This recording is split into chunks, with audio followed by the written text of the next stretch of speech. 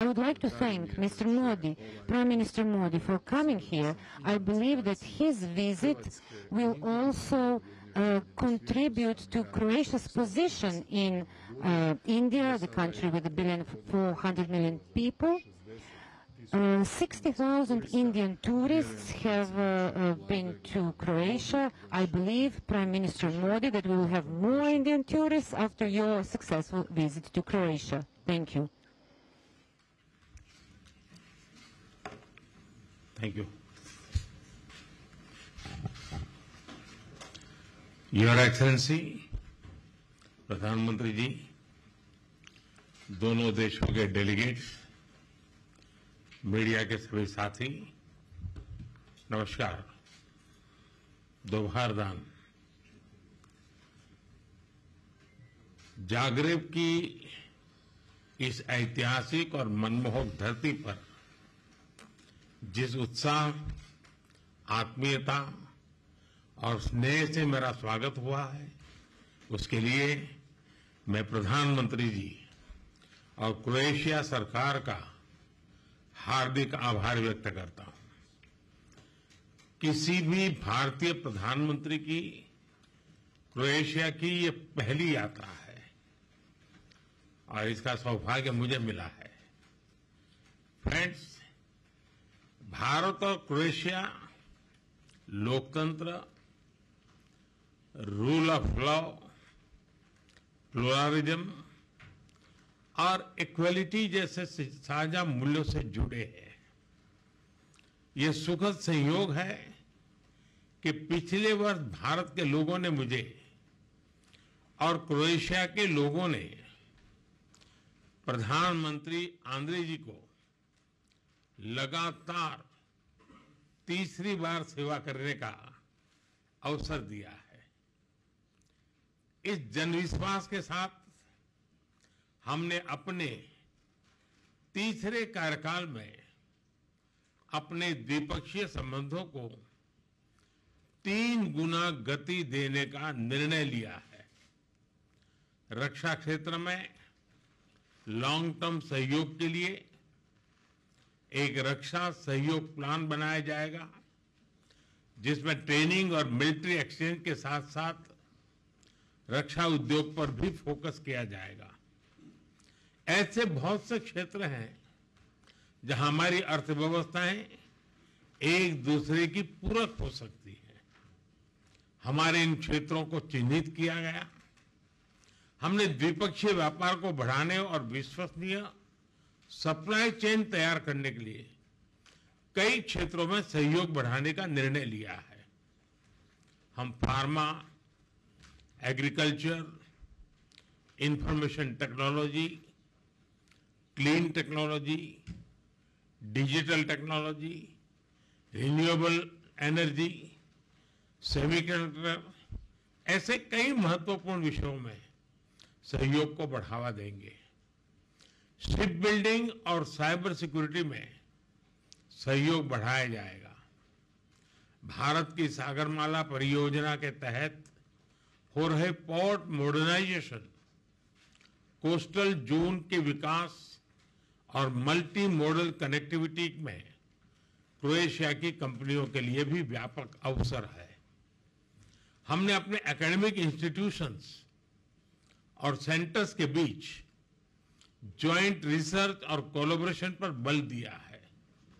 भारत अपने स्पेस अनुभव को क्रोएशिया के साथ साझा करेगा। फ्रेंड्स, हमारे सदियों पुराने सांस्कृतिक संबंध आपसी स्नेह और सद्भाव का मूल है।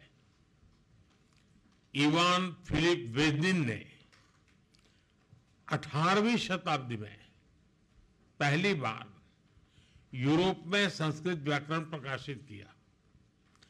50 वर्षों से जागरेब यूनिवर्सिटी में इंडोलॉजी विभाग सक्रिय है। आज हमने अपने सांस्कृतिक और पीपल टू पीपल संबंधों को और बल देने का निश्चय किया है। जागरेब यूनिवर्सिटी में हिंदी चेयर के एमओयू की अवधि 2030 तक बढ़ाई गई है। आने वाले 5 वर्षों के लिए कल्चरल एक्सचेंज प्रोग्राम तैयार किया गया है। लोगों के आवागमन को सरल बनाने के लिए मोबिलिटी एग्रीमेंट को जल्द पूर्ण किया जाएगा। क्रोएशियाई कंपनियां भारत की आईटी मैन पावर का लाभ उठा सकेंगी। हमने दोनों देशों के बीच टूरिज्म को बढ़ाने पर विचार विमर्श किया। यहां पर योग की लोकप्रियता को मैंने स्पष्ट रूप से अनुभव किया है।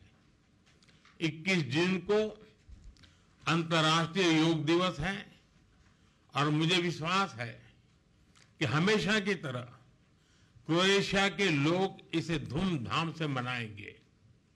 फ्रेंड्स, हम सहमत हैं कि आतंकवाद मानवता का दुश्मन है, लोकतंत्र में विश्वास रखने वाली शक्तियों का विरोधी है। 22 अप्रैल को भारत में हुए आतंकी हमले पर संवेदनाओं के लिए हम प्रधानमंत्री जी और क्रोएशिया सरकार के हार्दिक आभारी हैं।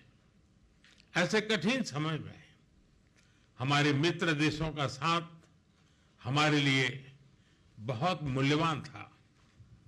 हम दोनों सहमत हैं कि आज के वैश्विक वातावरण में भारत और यूरोप की साझेदारी बहुत महत्व रखती है।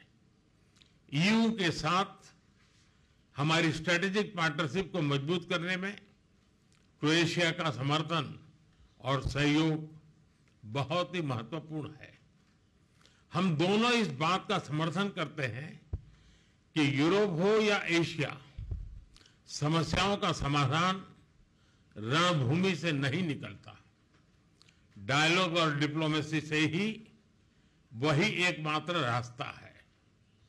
किसी भी देश की क्षेत्रीय अखंडता और संप्रभुता का सम्मान आवश्यक है।